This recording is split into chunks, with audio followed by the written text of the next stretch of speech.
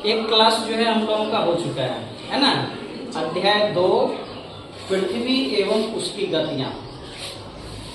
पिछले क्लास में हम लोग पढ़ चुके हैं कि पृथ्वी के दैनिक गति या घूर्णन गति के कारण दिन और रात होती है। दिन और रात होती है। पृथ्वी अपने अक्ष पर एक चक्कर पूरा करता है कितना घंटा में? 24 घंटा में। और उसी 24 घंटा में चक्कर जो पूरा करता है अपने अक्ष पर, तो उसके कारण दिन और रात। पृथ्वी अपने अक्ष पर कितना डिग्री झुका हुआ है? साढ़े 23 डिग्री। कितना? 23 डिग्री पृथ्वी अपने अक्ष पर झुकी हुई है। आज हम लोगों को देखना है कि जो हमारे यहाँ ऋतु होता है, ऋतु परिवर्तन होता है ना जी। कभी शीत ऋतु, कभी ग्रीष्म ऋतु, कभी वसंत ऋतु, कभी शरद ऋतु होती है ना हमारे यहाँ। तो ये ऋतु परिवर्तन किसके कारण होता है? ऋतु परिवर्तन जो होता है वो पृथ्वी के परिभ्रमण गति के कारण। किस गति के कारण? सूर्य के चारों ओर जो ये पृथ्वी चक्कर लगाती है ना, ठीक है, सूर्य है, और इस सूर्य के चारों तरफ जो ये पृथ्वी चक्कर लगाती है, उसके कारण जो है पृथ्वी पर जो है ऋतु परिवर्तन होता है। ठीक है। और पृथ्वी जो है पश्चिम से पूरब की ओर चक्कर लगाती है। पश्चिम से पृथ्वी सूर्य की परिक्रमा पश्चिम से पूरब की ओर करती है, और जिसके कारण हम लोगों को सूर्य जो है पूरब से पश्चिम की ओर जाता हुआ दिखाई देता है। हम लोगों के यहाँ सूर्य किधर से किधर जाता हुआ दिखाई देता है? पूरब से पश्चिम की तरफ। हम लोगों के यहाँ सूर्योदय किधर होता है? पूरब में। और सूर्य किधर जाता हुआ प्रतीत होता है? पश्चिम की ओर। तो पृथ्वी जो है सूर्य की परिक्रमा पश्चिम से पूरब की ओर करती है, पश्चिम से पूरब की ओर। और इसके कारण क्या होता है? सूर्य हमें पूरब से पश्चिम की ओर जाता हुआ प्रतीत होता है। सूर्य के इस गति को आभासी गति कहते हैं। सूर्य के इस गति को क्या कहते हैं? आभासी गति कहते हैं। और पृथ्वी जो पश्चिम से पूरब की ओर सूर्य की परिक्रमा करता है, पृथ्वी की इस गति को परिभ्रमण गति कहा जाता है। कौन सा गति कहा जाता है? परिभ्रमण गति कहा जाता है। और इसी गति के कारण पृथ्वी पर ऋतु परिवर्तन होता है। ठीक है। तो हम लोग यहाँ 4 स्थिति में अभी समझना है। दक्षिणी ध्रुव, उत्तरी ध्रुव, और विषुवत रेखा पर सूर्य की किरणें लंबवत पड़ती हैं और किस स्थिति में पड़ती हैं। फिर उत्तरी ध्रुव में जो है दिन बड़ा होता है, दक्षिणी ध्रुव में जो है रात छोटी होती है। कब होता है ऐसा स्थिति, कब बनता है ना? कब जो है पृथ्वी पर दिन और रात दोनों बराबर होता है, किस स्थिति में, किस स्थिति को, ये सारी बातें हम लोगों को जानना है। और पृथ्वी पर हम लोगों को पता है कि कभी दिन छोटा होता है ना, और रात बड़ी होती है। कभी रात बड़ी और दिन छोटी। तो हम लोग उत्तरी गोलार्ध में पढ़ते हैं। किस गोलार्ध में पढ़ते हैं? उत्तरी गोलार्ध में पढ़ते हैं ना जी। तो अब स्थिति देखना है कि हम लोगों के यहाँ दिन जो बड़ा होता है तो वह ग्रीष्म ऋतु में होता है। किस ऋतु में होता है? और रात बड़ी होती है किस ऋतु में? शीत ऋतु में। तो किस स्थिति में, पृथ्वी की किस स्थिति में जो है ये दिन और रात का छोटा बड़ा होना होता है, किस स्थिति को ये होता है, ये हम लोग को देखना है।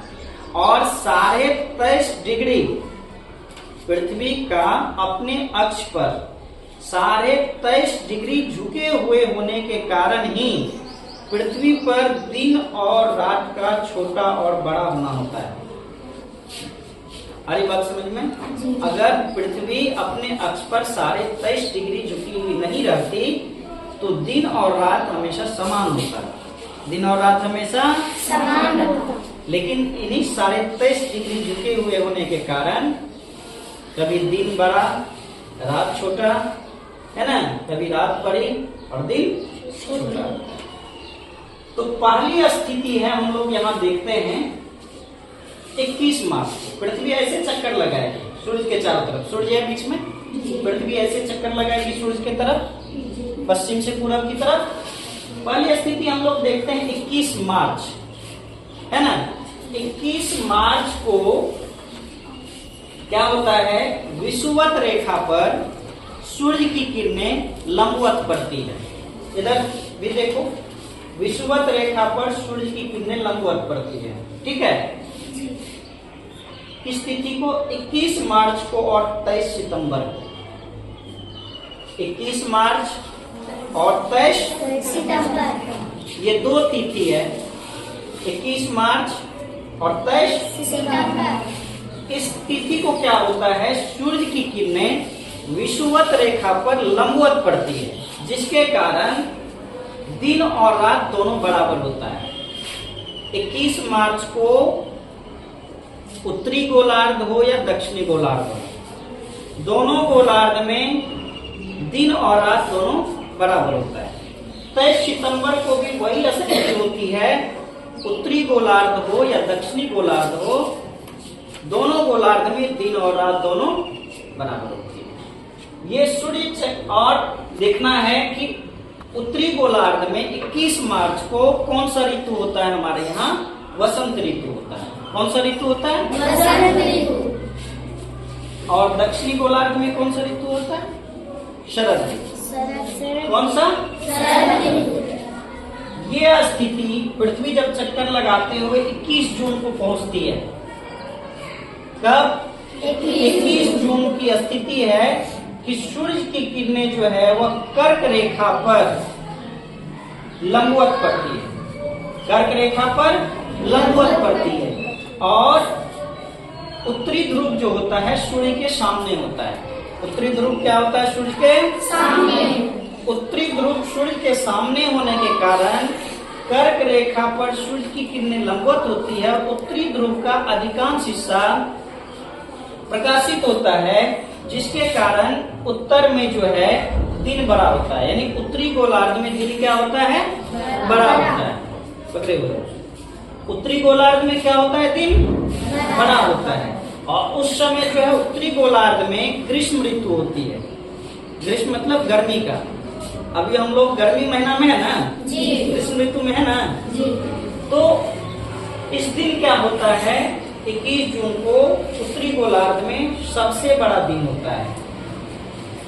उत्तरी गोलार्ध में सबसे बड़ा दिन, और दक्षिणी गोलार्ध में सबसे छोटी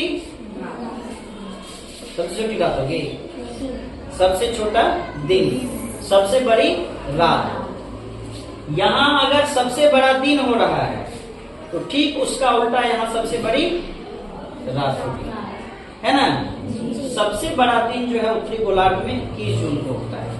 कब, 21 जून। और उत्तरी गोलार्ध में उस समय कौन सा ऋतु चल रहा होता है, ग्रीष्म ऋतु। और दक्षिणी गोलार्ध में कौन सा ऋतु, शीत ऋतु, ठंड का महीना, है ना।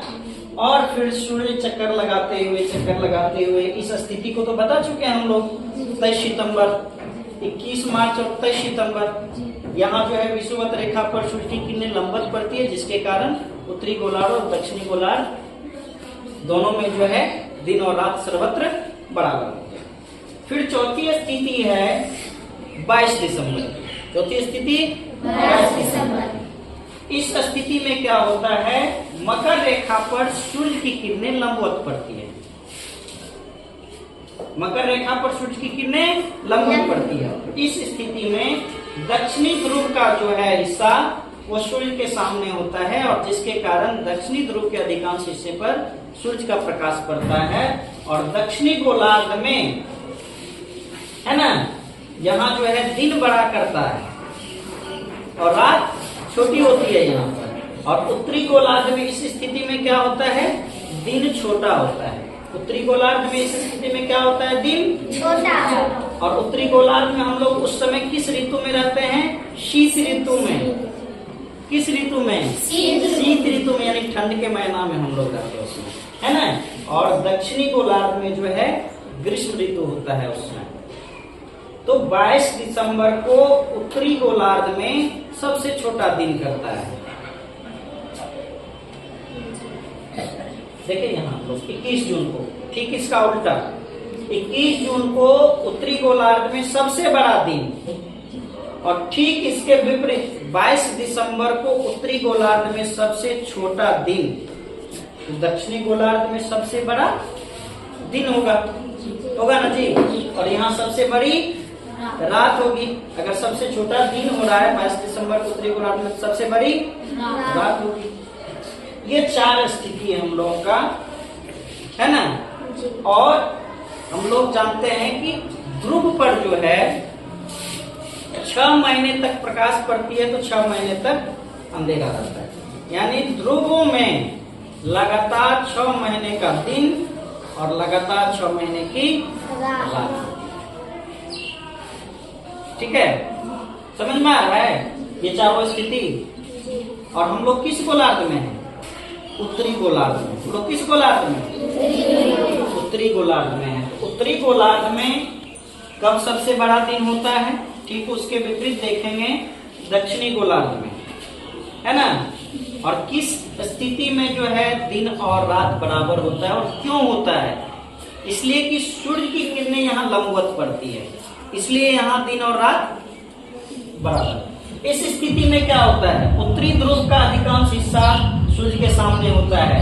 कर्क रेखा पर जो है सूर्य की किरणें लंबवत पड़ती है, इसलिए उत्तरी ध्रुव में दिन बड़ा। ठीक इसके विपरीत 22 दिसंबर को होता है। आई समझ में? अब अच्छे से उतारो इसको, ठीक है, और फिर तुम लोग इसको याद करके आना। ठीक।